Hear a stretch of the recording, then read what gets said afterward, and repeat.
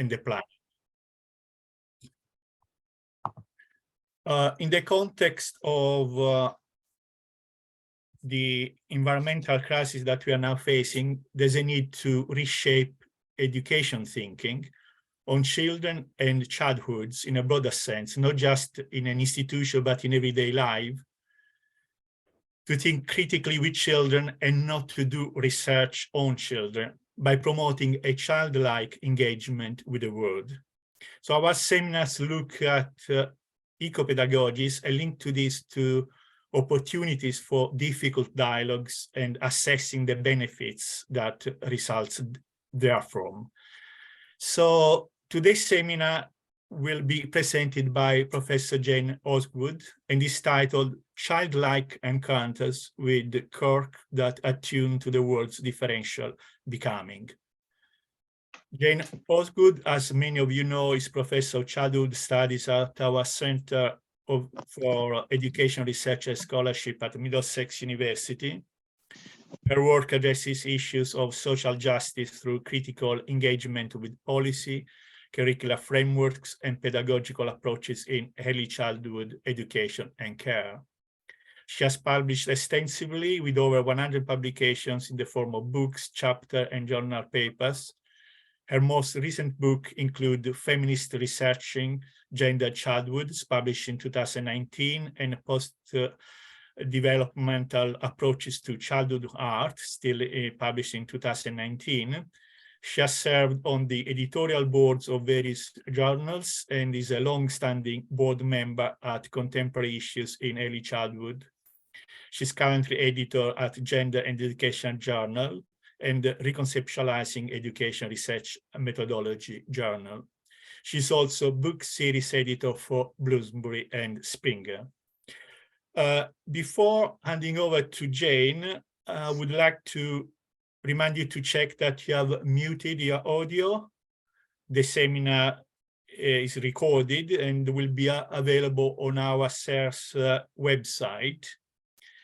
There will be time at the end for questions, and you can, of course, in the meantime, raise them on the chat.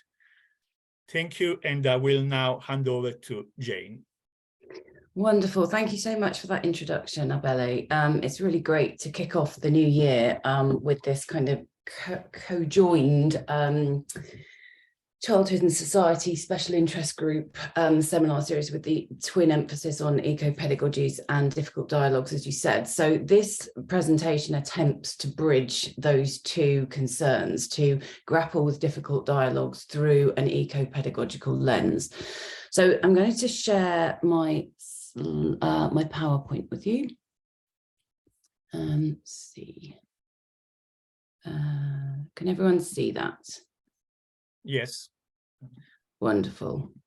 Okay, so as Abele rightly points out, the title of this presentation is Childlike Encounters with Cork that Attune to the World's Differential Becoming, or something like that. But really it's thinking with childlike sensibilities and with minor, seemingly insignificant encounters through early childhood settings, within early childhood settings, and thinking about opening up what we can learn and how we can learn with and from children, rather than imposing our adult-centric supposed expertise and assumption on what children should be and how we should think about them. It's definitely about being much more open, speculative, and inclusive than some early childhood approaches are.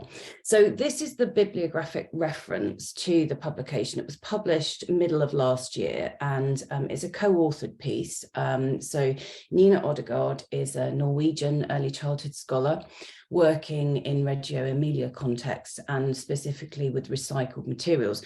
And I had the pleasure of being her one of her PhD supervisors, so I know her work intimately. And as we approached the end of her PhD, we wanted to publish some of the things that didn't find expression in the thesis itself, but that were really interesting and troubling. And so we took some of the data from her PhD and we worked it up into this, what we're calling a sort of affective arboreal methodologies. So you can access it's a free open access journal in the Australian Journal of Environmental Education. So if you're interested in looking at the full publication, then that's the link there. And we can share and post this PowerPoint to anyone who's interested for more detail later. Okay, so in the paper, we are pursuing a decolonizing agenda, and we do this through tentacular. So think of the octopus, the tentacles going all over the place, tentacular lines of inquiry, and the generation of a series of quite unlikely but interwoven stories. And what we attempt to do is to queer old narratives and to kind of attune to new and generative and unexpected stories concerning pedagogical documentation, sustainability, and environmental education, and specifically starting to think about the child's contaminated connection to nature in inverted commas. So the non-innocence of childhood and the non-innocence of nature start to find expression. And central to our storytelling are recycled natural, in inverted commas, materials found in a Reggio Emilia kindergarten in Norway. And specifically, we focus on cork, and so the cork wine bottle stopper specifically. And this helps us to think about the non-innocence of matter, of material, of recycled materials, and to bring that to the heart of our inquiries. And we do this to illustrate the potential of feminist posthumanism to respond to situated, embodied, affective insights and provocations, to offer ways to consume, cohabit, and wrestle in more careful ways with the Anthropocene ecologies that we're intricately and endlessly enmeshed in. And this will start to make more sense as the presentation unfolds. Okay, so we start in the middle with a fairly unremarkable poem that will resurface and provoke throughout this presentation. So here is the unremarkable poem. Fortune favours those who see more in me than just a tree. Look at my cork and 3 times walk before my girth for all to see. So early childhood studies framed by feminist posthumanism argues for research as embodied and effective. And following Haraway, stressed the importance of situated knowledges. So it matters who's doing the research and it matters what we bring to the research. We're not coming from a position of imagining that we're ever impartial or objective. We're always subjective, and we're always situated, and we have baggage that we bring to the research endeavour. So research in this key typically involves a series of unanticipated, affectively charged processes that attend to the generative relationalities of human, more and other than human encounters with the everyday and the seemingly unremarkable, that which we take for granted in early childhood context. And it involves us attuning. So attunement is key to this mode of research, and attunement grapples with the what else, so looking beyond what's obviously or apparently there. And it's shaped by thinking with theory through telling other worldly stories that underline how we might find ways to live with the precarities of life on the Anthropocene. Okay. So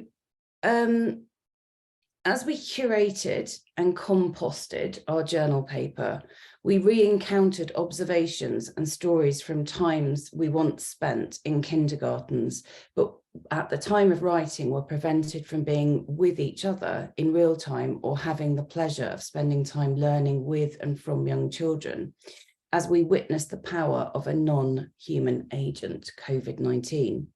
Which completely reconfigured our more than human relationships with each other and reshaped our connections to and stories of research.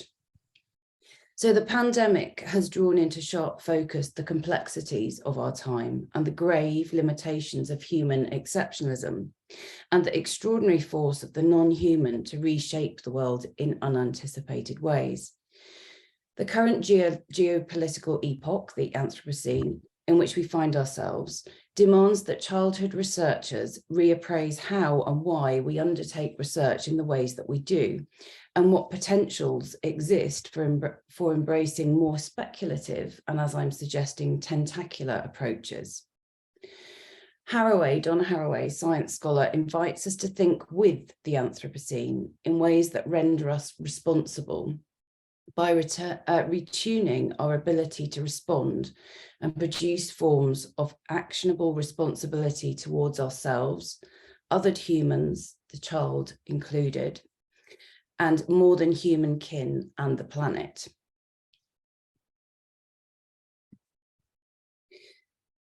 So Anna Zing and colleagues encourage that we learn new ways of storytelling that are simultaneously about human histories and histories of the natural world.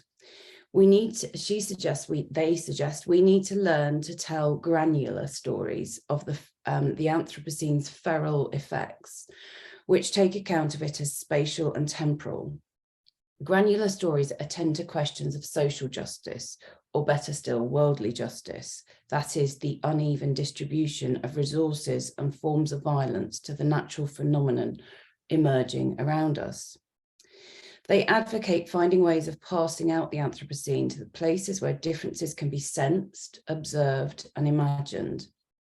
This necessitates critical humanities and natural sciences coming together to focus on the feral of the ordinary that has effects beyond those that were intended.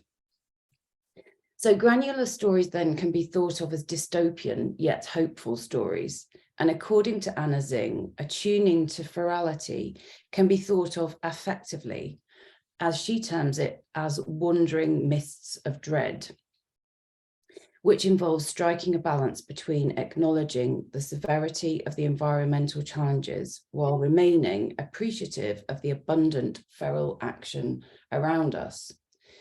So the task for us as researchers becomes to try and access the ferality with multiple skills, curiosity, and passion.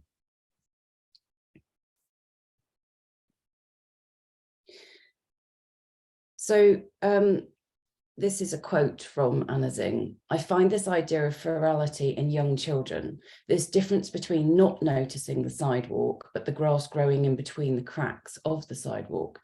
It seems to me that children might be the best observers of this. It is my dream to have students go out and identify, discuss, and perhaps intervene in feral entities in their communities and neighborhoods, put a bit of themselves alongside these feral entities. So this is what Nina and I attempt to do in our paper. We work with Anna Zing's granular stories of disturbance-based ecologies, ferality, and the wandering mists of dread.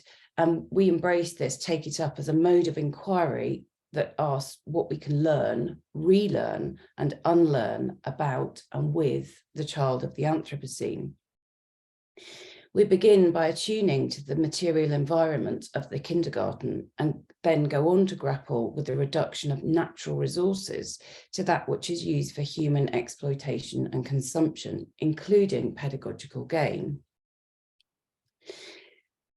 So it's by taking matter seriously that we propose it's possible to engage the child as phenomenon, as a series of past-present processes that enable worldly challenges facing planet Earth to be encountered viscerally. We turn to the non-innocence of early childhood pedagogy, the ferality of both nature and child, to arrive at lessons about earthly survival on a damaged planet. This involves critical engagement with early childhood curriculum, pedagogical practices, and the predominant image of the child as conveyed through policy and philosophy. So we attune to a specific moment at a Norwegian kindergarten, and I'm sharing fieldwork notes. She stands at the threshold, Peering into the room of recycled materials, she scans the room, feeling with her eyes. Each shelf hosts different materials, wide array of colours, various shapes, assorted sizes, multiple textures. Her attention is hailed. She takes a tentative step closer to one of the shelves, which displays natural materials, feathers, stones, shells, and bottle corks. Her hand grasps for a feather. Her fingertips touch the soft, fragile materials. Then she picks up a cold, round stone, holds it in her palm, returns it to the shelf, and then her hand hovers above a small collection of cork stoppers. She takes one. The lightness of cork is visible in her hand. She studies it closely. Then she takes another, a fatter, more robust-looking cork. She rotates the cork, inhales it deeply, rolls it over her top lip, takes a tentative bite. She digs her nail into the side of the cork and then pushes it against the nearby wall, the firm resistance visible in her body. She returns the corks carefully, one by one, arranges them in ascending size order, almost without noticing the codification. She steps away.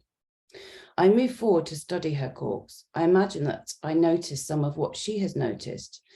The images and words etched upon the cork of bees, grapes, a map of South America, champagne, 100% FSC, a star, a coat of arms, and a crown. I resist picking them up, but wonder at the lightness, the texture, the feltness of those palm-sized stoppers.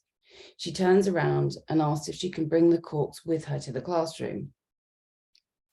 The Norwegian early childhood curriculum offers a very specific set of ideas about interactions with materials that underline human exceptionalism, that the material is there in the service of the human and human development. Curriculum materials in kindergartens are viewed as inert matter, used by adult humans to support child development. The Norwegian curriculum underscores the importance of children's rights to actively participate in everyday life.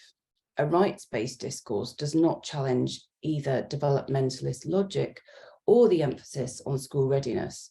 Rather, together they provide the cornerstones to the Norwegian early childhood policy. The enactment of National Curriculum Framework is observed at this Reggio-inspired kindergarten, which provides the foundation to our research.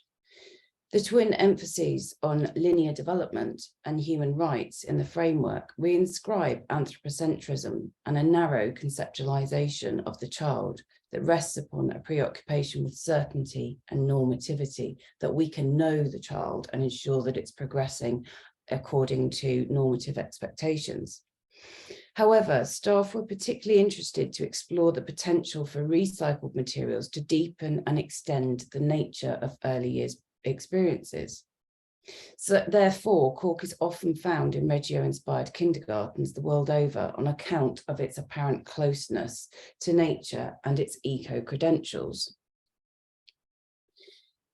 So this quote here is from Mio Reggio, which is a manufacturing company that provides natural resources and materials to Reggio-inspired or Reggio Emilia nurseries and kindergartens. And they say cork is 100% natural, biodegradable, and completely environmentally friendly. It's ideal for children's use since it's lightweight, waterproof, easy to clean, and resistant to wear. Due to its tight cellular structure, it does not collect dust and is hypoallergenic. Cork comes from the bark of the cork oak tree. The extraction of the bark is a process that doesn't harm the tree, but in fact prolongs its life. Every 9 years, there is new bark to be removed. These oak forests support one of the world's highest levels of forest biodiversity, second only to the Amazonian rainforest. So we get this imagery of cork as being wholesome and good and entirely natural, and only good things can happen where cork is involved. And this is kind of symptomatic of biophilia, that, you know, this kind of inherent goodness of nature, and that's conflated with childhood. So Reggio pedagogy involves listening, rich multisensory listening. It insists that the pedagogue attunes to the multiple languages children use in their encounters, in this case with cork. So paying attention to that which appears to captivate children. So the observation that I shared with you previously was noticing the child's engagement with a natural material and then using that as the basis for pedagogical inquiry. So the approach exceeds a narrow focus on what children learn. Rather, the objective becomes to study the processes involved in learning. So teachers continually explore children's ways of learning through the senses, their more than 100 languages, their play. So a child's curiosity with cork provides the foundation for a project in aesthetic exploration that involves an entire group in this Norwegian kindergarten. It also includes the teacher, who further investigates the material composition of cork, its history and its origins. And a thorough engagement with the object enables teachers to better support children's curiosity and enable them to reach embodied understandings of materials. So research has shown that the intrinsic bond humans have with nature, that is biophilia, has many benefits for children. Benefits can include less stress, enhanced attention, improved social interaction, as well as deeper appreciation for our natural environment. But it's always nature in the service of the human subject. But biophilia does not attend to ferality, that which is unintended, that which emerges from disruption ecologies. As Donna Haraway argues, no material or environment is solely nature. She urges that we think nature cultures, one word, and attend to the non-innocence of matter, place, and relationalities to the world shaped by capitalism, heteropatriarchy, and coloniality. Anna Zing's virality urges us to attune to nature cultures, the non-human, as in processes of shifting in response to the effects of the Anthropocene. So we ask ourselves, what might a deeper, embodied engagement with cork make possible? Following Wallace et al., we want to propose that educators and researchers in the Anthropocene might engage in disturbances that work towards redefining the trajectory of community life. It is from relations with Anthropocenic disruptions that educators can take bold steps into different worlds that take account of social injustices, the ravages of capitalism, and the complexities of life on a damaged planet. And this is maybe where we're getting into difficult dialogues. These are things that are not readily associated with early childhood, or they're uncomfortable, difficult knowledges that we need to grapple with when thinking about environmental sustainability and eco-pedagogies. So we wonder what might happen if we take material to the heart of our inquiry. Can we allow our optics to wander and so attend to the relationalities between cork and child in a worldly, confederate sense? Casting back to the Norwegian preschooler's curiosity with cork, its feltness that incites explorations with teeth, nails, force, and speed and velocity, can we attune to childlike capacities to notice as astute observers of the what else? Doing so involves the pursuit of tentacular lines of inquiry that reach beyond and resist reinscribing narratives of biophilia and innocence, nature and purity, and so arrive at other stories, Anna Zing's granular stories, that are at the same time disruptive and generative. So with Curiosities Provoked, a writing methodology began to emerge that invited us to explore what else cork might potentiate. Attuning to feltness, embodied encounters, oral investigations, and a willingness to be open to what the texture, scent, taste, smell of the corks might agitate, we began to seriously play following Haraway. It was only by rummaging and foraging around our houses, through kitchen drawers and in the depths of craft boxes, that we were able to assemble piles of cork stoppers. Small piles of cork stoppers spread across the surface of our desks. We find ourselves rolling cork between our fingers, allowing it to rest palm up as it captures the sun, biting down on its spongy surface, inhaling the acrid smell of old wine traces, throwing it against the wall to watch it bounce haphazardly across the room, taking up a childlike encounter with cork, studying the printed words etched along the side, staying with the trouble that's agitated. So taking our cue for aesthetic explorations of natural materials from young children set in motion a raft of uncomfortable affects. So we move from a position of wondering what cork is and what cork does to explore what and where else cork can take inquiries into childhoods of the Anthropocene. And this insisted upon a project of tracing and delving into long forgotten colonial, heteropatriarchal, capitalist histories where the non-innocence of cork became apparent. In response to Xing's invitation that we learn new ways of storytelling that are simultaneously about human histories and histories of the natural world, we arrive at 1662, when Robert Hooke, curator of experiments at the Royal Society of London, was celebrated as having discovered cork by studying it under a microscope. As a man of science, Hooke is performing what Haraway terms the God trick, which elevates heteropatriarchal colonial knowledge production above all others. Alternative accounts of cork claim that the first people to recognize the extraordinary qualities of cork lived in the Eastern Mediterranean, a considerable distance from where cork oaks occur naturally in Southwest Mediterranean and Northern Africa.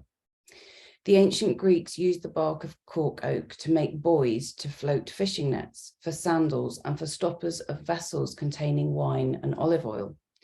Greek philosophers from the 3rd century BC discovered that when one layer of cork was stripped from a tree, a new sheath of better quality was quickly formed.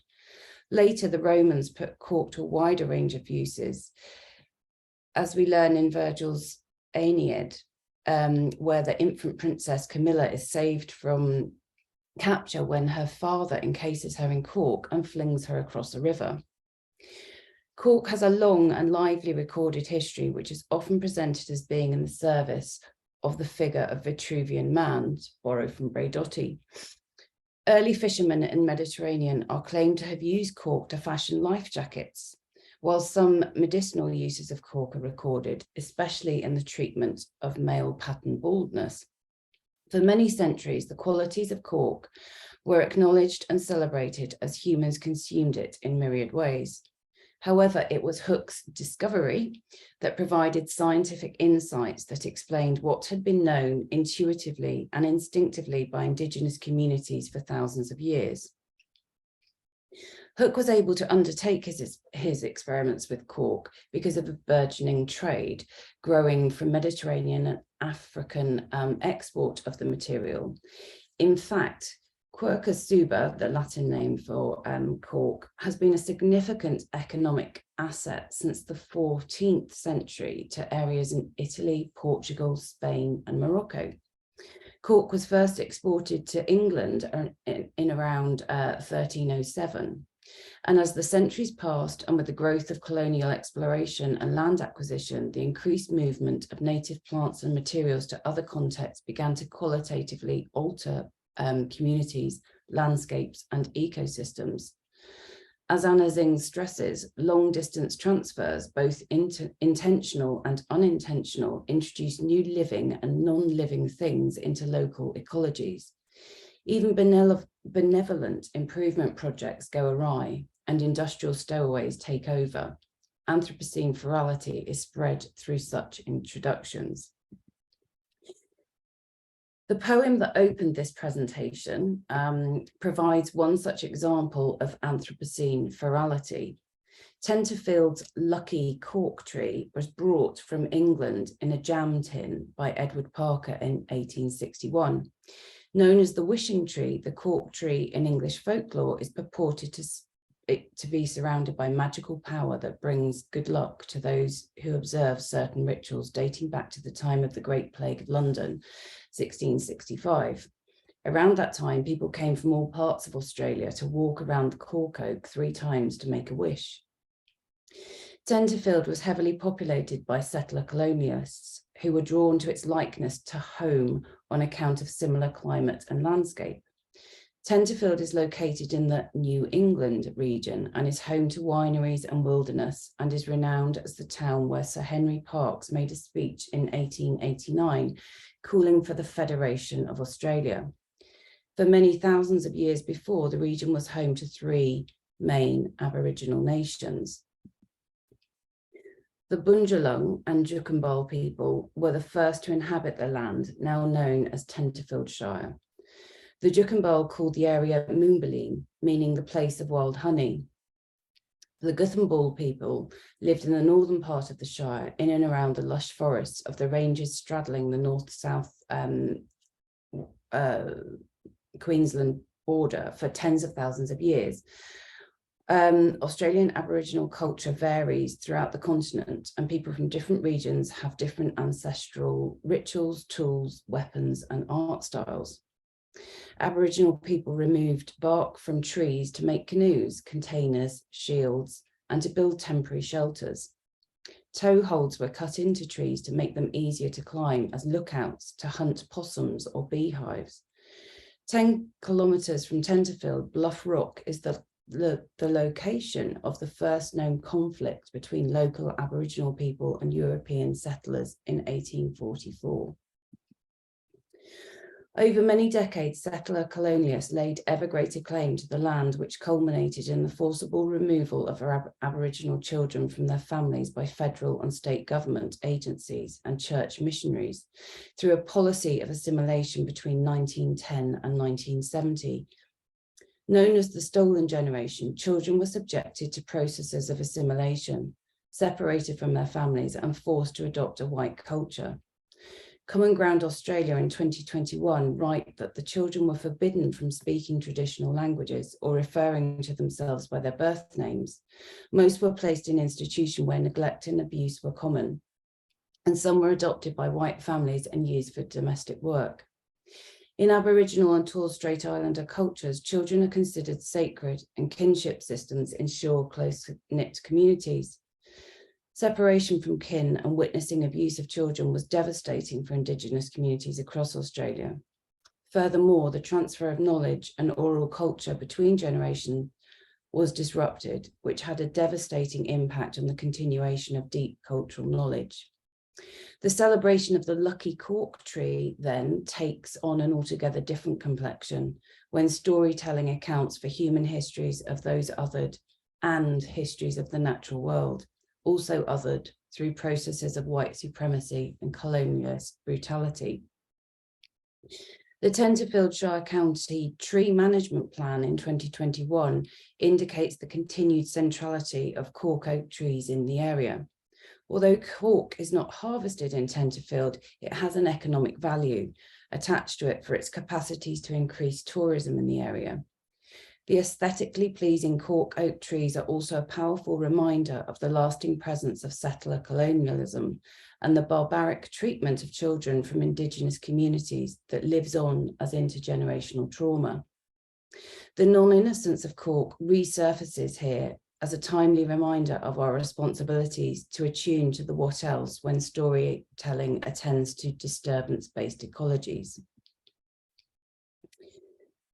Such storytelling of the non-innocence of trees takes us back to Norway, this time in the 1960s, to a benevolent improvement project that went wrong. A reforestation program was introduced to stall the effects of climate change. Throughout the 1960s, 100 million Norway spruce trees were planted annually, with much of the tree planting undertaken by children as part of education programs designed to raise awareness about environmental sustainability.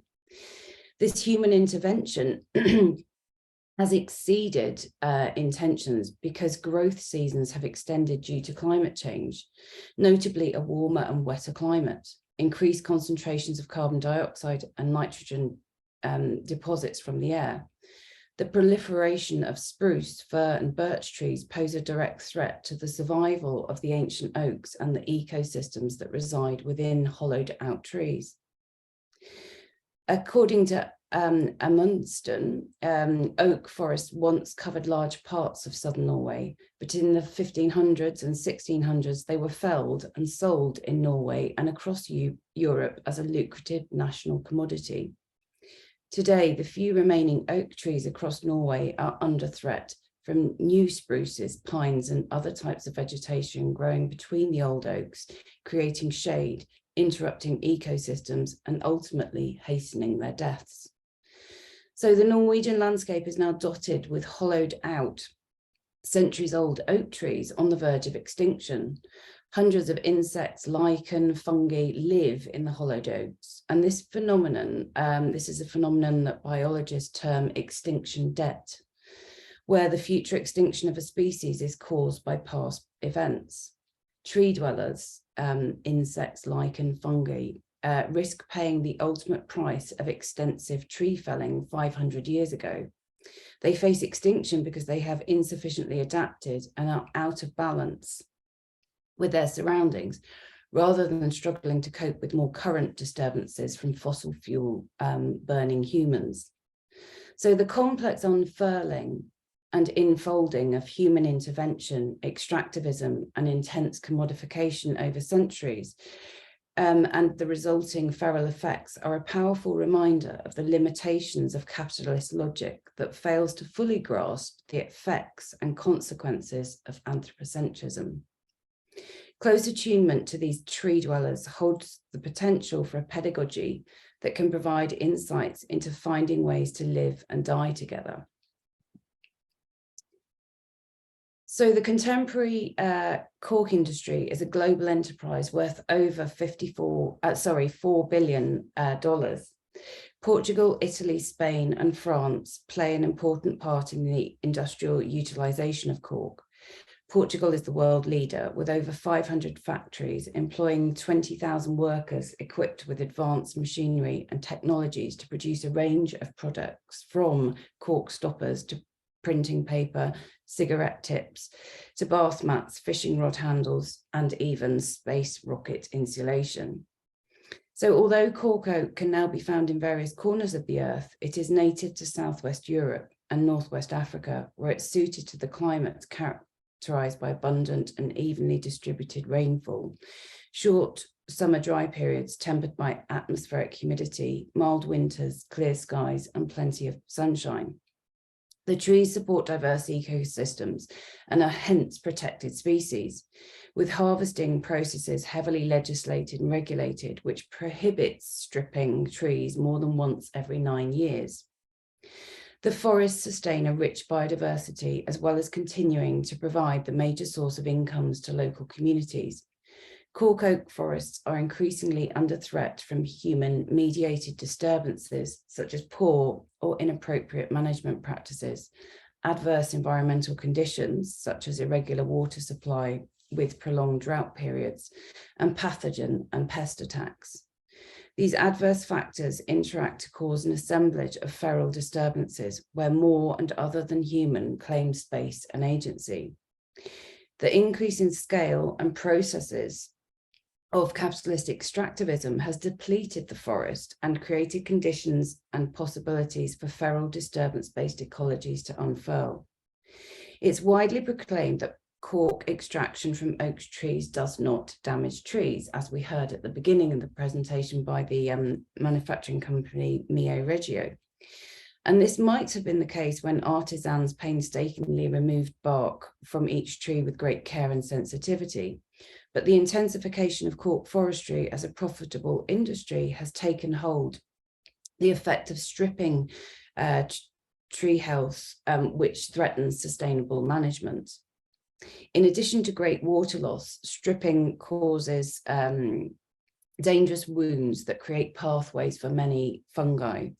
Not only are these trees depleted through rampant extractivism and a lack of responsible care, cork bark is perilously thin due to climate change. Cork oaks struggle to grow back a layer of cork thick enough to harvest. Trees are engaged in adaptive processes in response to higher temperatures, reduced rainfall, and increased UV light, an attempt to offset increased radiation levels. These then are the feral effects of the Anthropocene that Anna Zing urges us to attune to. Intense extractivism, characteristic of the Plantationocene, causes environmental and capitalist devastation. Bark strippers are instructed to disinfect axes used to peel self-regenerating cork bark and to avoid overstripping. But this is an ongoing battle with the soil-carried fungus. I'm coming towards the end now. So the granular storytelling presented in this paper with cork responds to Anna Zing's insistence that there is an imperative to tell really terrible stories about what is going on in the world. She argues that we put aside hopeful stories and relearn the arts of dystopian storytelling that's necessary for our ability to cultivate ways to think of the present as a complex tangle of times and places in which responsibilities and capacities to respond matter. The mattering of cork and its potential to tell other stories about the child. So these multiple and interwoven stories across time and place matter because they underline the wider responsibilities and implications of daily practices undertaken by early childhood teachers and researchers in the name of environmental education and the imperative to learn again. So this quote from Haraway about learning again is something that those concerned with early childhood might take to the heart of their practice with a willingness to set aside a sense of mastery and expertise, and instead embrace the possibilities that are presented for childlike, embodied, affective sensory encounters that allow for attunement of the world's becoming in a different key. By generating these uncomfortable narratives, stories that have unfurled from serious yet playful encounters with cork, we are forced to contemplate our infected and affective place in the world. That's me finished. Thank you. Thank you very much, Jane. That was a very fascinating insight. We could take cork perhaps as a metaphor for some aspect of the Anthropocene. That's something that is apparently innocent, clean, innocuous, actually has a darker side. Mm-hmm. So exploring these narratives with children will help their critical thinking and guide them towards challenging dominant or accepted narratives of the world around them. So thank you very much indeed. As I said, it was very fascinating, rich of insights, information. Yeah. So I'm sure we know a lot more about cork nowadays. So I think it will be more difficult even to look at it. Yeah, when we have the bottle of wine. But anyhow, so this time we got 10 minutes more or less. Let me check for questions. Is there anyone of you would like to ask a question to Jane?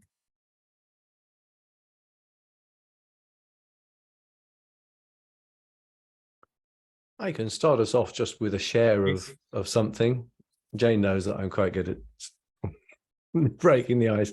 I especially loved that description of the girl selecting and testing cork and pressing it with her finger. The writing was wonderful. I love that. And yeah, cork is quite special. So I've driven through the cork forests, and you do have to get out and touch it and experience it. It is quite a wonderful thing. So yeah, beautiful. Thank you so much. Thank you, Russ. Yeah, I mean, I think I suppose what we were trying to convey in that observation of the young girl is how something seemingly unremarkable and tuning into the ways in which children engage with the world, and that's something that we can learn from. And if we open ourselves to taking up that approach to engaging with the world and taking another look at things that have become unremarkable and routine, and grappling with the eco-pedagogical possibilities, but also with cork as a difficult dialogue, difficult knowledge, and to take it at face value really doesn't do enough. That's what we're arguing in terms of environmental sustainability and environmental education. We need to delve more deeply into more uncomfortable spaces than assuming that human exceptionalism means that we can stop the devastation of planet Earth. We need to kind of grapple with it in all its complexities. But taking our cue from children, I think, is the really exciting part. And research then becomes much more fun. I don't think either Nina or I thought we'd be rummaging around for cork stoppers and chewing them and throwing them around our kitchens, and really taking them very seriously and thinking about where they might take our investigations. Absolutely. It's a wonderful way in. And as you say, you just discover so much more if you allow that inquiry to develop. So yeah, so thank you for that.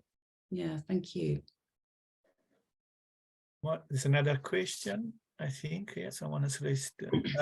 Angela, I think. Thank you, Jane. It was really interesting, intriguing.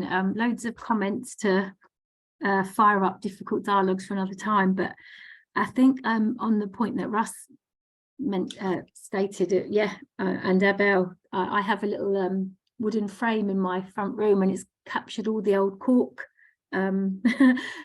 corks. So I will go in and examine that further. So thanks for that. But I think it really captures how, firstly, the child observed, particularly in the example, has had so much agency and her own determination, really, through investigating cork, has impacted on the adults observing. And again, the observation really captured it beautifully. And I really found it linked to a lot of Tavistock approach, really detailed narrative, but not so much about how the internal person who was observing was feeling, but the external kind of engagement and intimacy came out, and that was really powerful. But it captures the child's curiosity and naturalness of exploring, and how we need those adults, to ensure that there's environments that children can engage with a range of resources naturally, but also we need adults who are going to be slowly listening to expressions and having time to watch everything and to feel it and to be attuned and immersed, and not driven through the curricula, the top-down approach. So just really provoked by those points. Thank you. I think that is really, really important. And that is what post-humanist researchers are really pushing, is that, with this commitment to flattened ontologies, where every part of an assemblage is as significant and important. So the cork is as important as the child, as important as the environment, as important as the adult, as important as the curriculum framework. If you take all of those elements as having something significant to contribute to the way in which we encounter the world and think about the world and trouble the world, then it becomes much more lively. And actually, I think, from the perspective of being a researcher, but also the perspective of the pedagogues in the kindergarten, it becomes much more intricate and much more fun, actually, to think, to slow down, to notice, to attune. And too often we're busy rushing. We're rushing for what we think's there. We're rushing for what we recognize, and we're rushing just to tell the same stories. So this kind of approach is very much about putting the brakes on and wallowing and kind of just really, really soaking up all that's there, and where else that can push our teaching and our research. So I think in that sense it's really exciting, but it does kind of run counter to this endless kind of race for linear progress and child development and onwards. But actually we just need to ease back and slow down and kind of wallow and stay with the trouble, as Haraway says. Okay, so thank you. This question from Claire. So she says, I found the history of cork fascinating, but how does this knowledge of the exploitation of cork in early years setting? Are you saying the logical conclusion of the deterioration of the cork forest is that we shouldn't be using cork for specially made early years materials? No, I mean, that's, I think, where posthumanism and feminist new materialism, it's not about making judgments and saying, don't do this instead. Like there is some panacea, there's some, correct and right way to do things. It's not about that. It's about saying, let's engage and immerse and stay with the trouble of because nothing, it doesn't matter what material you have in a kindergarten, whether it's plastic, whether it's natural, whether it's nothing. And this is Haraway's thing of the tight coupling of nature culture. You can't separate them. So the non-innocence of matter is the non-innocence of all matter. And it's staying with the discomfort that gets agitated and generated. It's not in search of finding a utopia or a better way to do it, but it's about exercising what Haraway terms are ethical responsibility in each moment. So what is going on here, and what can we learn about the world, and how can we try to live in the world in more responsible ways? So no, it's not about banishing cork. I gave a similar presentation on a paper that I co-wrote with Sid Mohandas about the cow figurine, the plastic cow figurine, which is quite commonplace in early childhood settings.